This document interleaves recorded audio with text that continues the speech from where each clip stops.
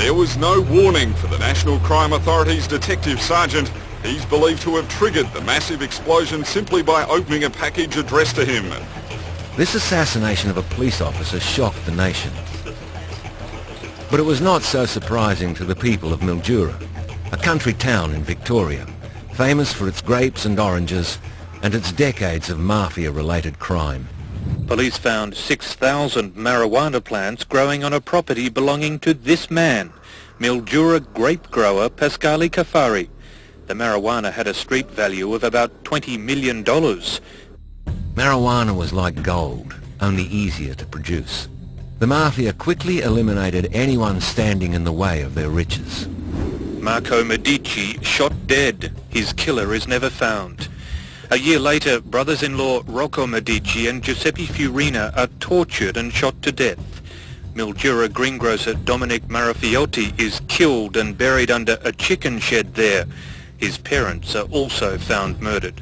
In August 1988, Giuseppe Arena is shot dead, execution style. He was known to police as the washing machine, the man who laundered money for criminals based in Mildura. In June 1992, Mildura was the target of a massive undercover police operation to bust up a huge mafia drug ring. At the centre of it all was mafia heavy Matteo Medici. Damien had built up a drug-dealing relationship with Medici, gradually gaining his trust and increasing the size of the deals. Finally, he was ready for the big order. We'd set it up for 50 pounds of cannabis and 50 pounds of amphetamines to be supplied by Medici for the sum of $1,065,000. And naturally, it had to be in cash. We had $1 million in a big green toolbox. You know, we bought it in for the show, to show that we had the money there in Mildura. No one had ever asked for this much cash. The money actually came out of the police budget, and the money had to be back in the police budget by the following Monday, or coppers wouldn't get paid their overtime. So it sort of added another dimension to the job. We met them at a park, and we brought with us a dog trailer, and supposedly the Italians were going to load up the back of that dog trailer with all the drugs, take the money and leave. This is the actual police surveillance footage from that day. You can see Damien there in the baseball cap. Everything was playing out perfectly when unexpectedly the plan went haywire. I was briefed beforehand, if you hear any shots, hit the ground because it means we're coming out firing. Something's, been seen or whatever. And what happened was, it was a mistake by a very good SAG member and a good friend of mine, but he's jumped out of the van and accidentally let a shot off as he's hit the ground. Everyone hit the deck. You can see Medici throw his gun. On the video you see Medici sort of run towards the riverbank and throw his pistol into the water. At this point, the police special operations group arrested everyone, including Damien. But only a few of the police knew that Damien was one of them and undercover. There was a real hatred from the coppers towards Medici and his dealings, so they were ready to come into the room and give me a going over, and luckily people on my side sort of came and said, "Oh look, I'll handle this defendant." The operation was a huge success, especially for Damien. Medici was sentenced to 8 years in jail. Damien continued his dangerous foray undercover. This is the actual surveillance footage of Damien counting $180,000 to buy cocaine from a man who would kill him if he knew there was a camera.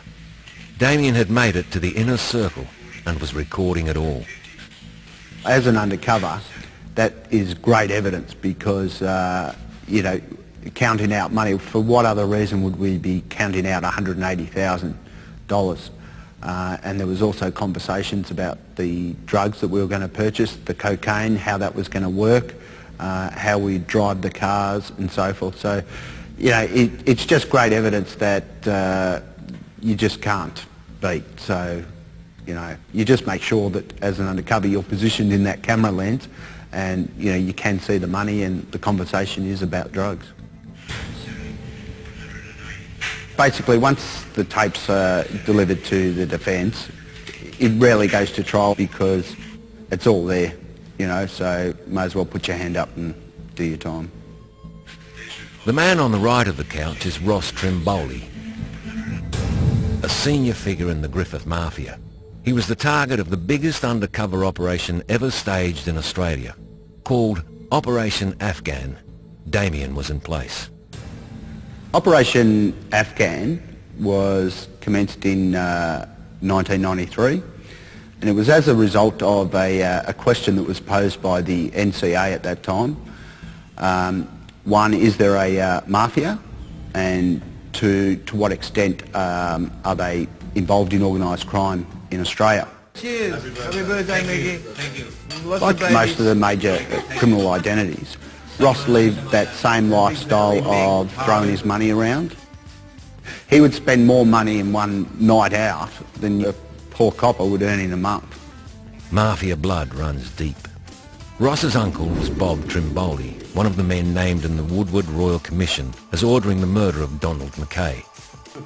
He carried on his uncle's business and was a senior mafia figure in Griffith. At the time we checked his tax statements, and for an orange farmer he was earning 20 or 30,000 a year, and he could spend that in a month easy. He could spend 10 grand in a day if he wanted to. So he had a lot of money that was there to sort of move on, and he lived that lifestyle. Whether it was drinking, whether it was cocaine, whether it was high-class prostitutes. Above Ross Trimboli was Tony Romeo. He married into the mob. These men were hardcore mafia heavies. Damien Marrett had muscled in and now was one of them. The Mafia of Griffith had no idea just how close Damien was to bringing them down.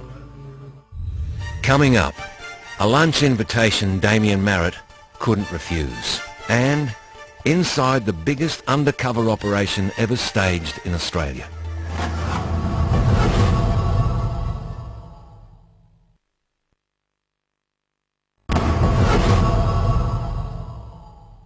After months of lies and deception, undercover cop Damien Marrett had managed to get on the inside of one of the country's biggest mafia rings.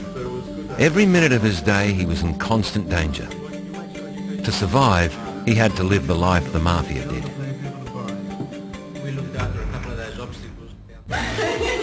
On one of the occasions that we travelled to Griffith, we knew a week ahead that the Italians were going to put on a bit of a party for us. They had mentioned that they were going to get some girls for us, mainly prostitutes. And there was a large amount of cocaine at that party. You've got to remember that we're portraying ourselves to be a certain type of person, and not to go down that track would become quite obvious that something just wasn't right. If I had the choice, I would have said no to, going into a bedroom with this prostitute.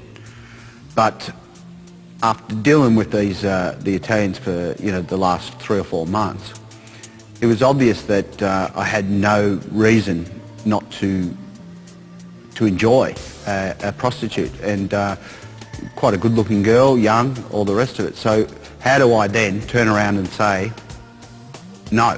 Am I gay? Is there some reason? Obviously, I didn't portray myself as being gay.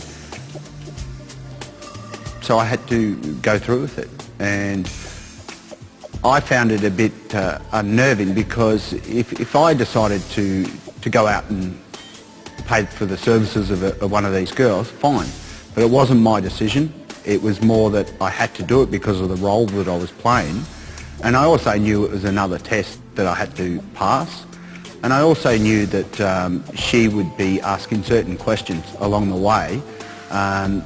Just checking up on my background for the Italians.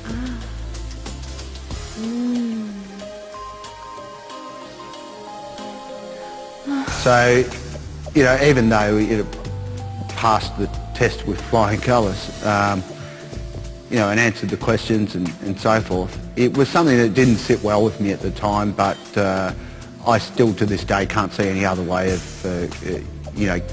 changing that situation. After months of doing the hard yards as one of Ross Trimboli and Tony Romeo's drug buyers, Damien thought he had their trust, but his cover was never totally safe. There was just something in the air up at Griffith that wasn't right. We didn't know exactly what it was. We'd received further intelligence from the NCA that somebody high up in the Italian group had been paying off a